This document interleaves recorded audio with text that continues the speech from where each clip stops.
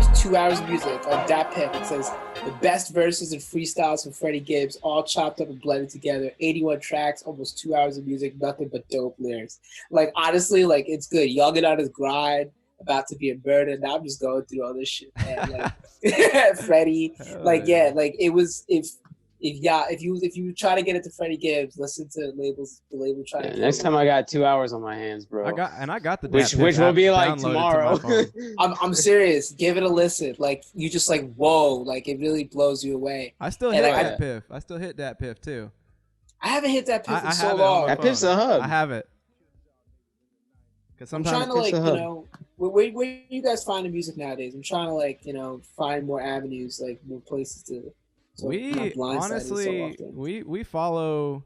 Okay, so we're gonna get to our obligatory segment, but we're a part of this group called Obligatory, and it's our other friends who review music. But at the very least, a lot of these guys met each other through reviewing music on Instagram. That became like a really, really popular thing. There's a lot of pages out there for it now.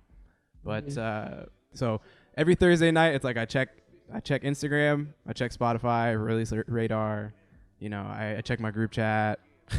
I see like what other people are posting, like, oh shit, there's a this out or whatever. But yeah, really through this community has been where like we started to learn about more music. Trent, where do you like, if you're on the hunt for music? Yeah, I mean, a lot of times I'll get into like some Spotify vortex where I just go like similar artists and I just click through and see if they posted a new album, or if they haven't, then I go to the next similar artist. I just like, you know, if I'm like, usually I'm in the mood for something, so like I'll go to the artist that I think most embodies that, and then I'll just try to find like if any of their peers have released new shit, you know. Yeah. But it'll literally end up being like 4 or 5 hours just like surfing Spotify, like randomly. I think that's like kind of the way. I think that's why we do the show.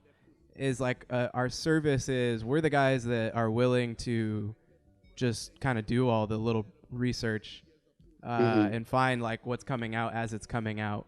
And we miss things, and we're, you know, we that's why the podcast is nice too, because we can kind of reincorporate music as we go along, just as we hear about it.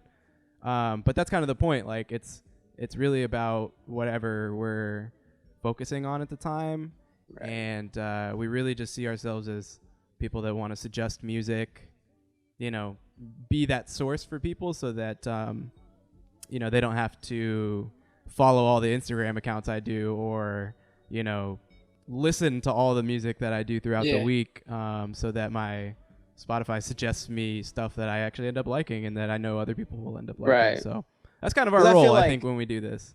That's pretty cool. Like, new releases on Spotify does a good job of like bringing me the stuff that I know we're probably going to end up talking about on here, because I mean, it's big and we should talk about it.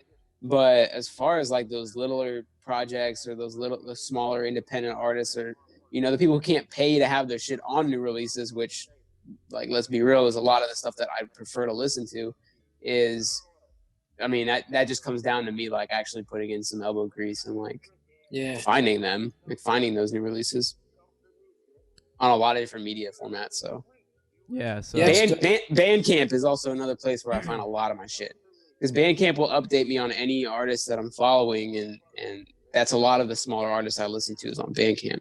Yeah, that's something I wish Spotify would do a little bit more. I wish there was a Spotify, and I wish there was an Instagram that was really tailored to like the fact that I use it so constantly for like a work purpose. Right. Even though, you know, I use a lot of like a professional Spotify. Yeah, I wish there were just some things that were tuned a little bit more towards like what would just be ergonomic for someone that's like really listening to music, and you know, not just something different. You know, there's a disconnect there.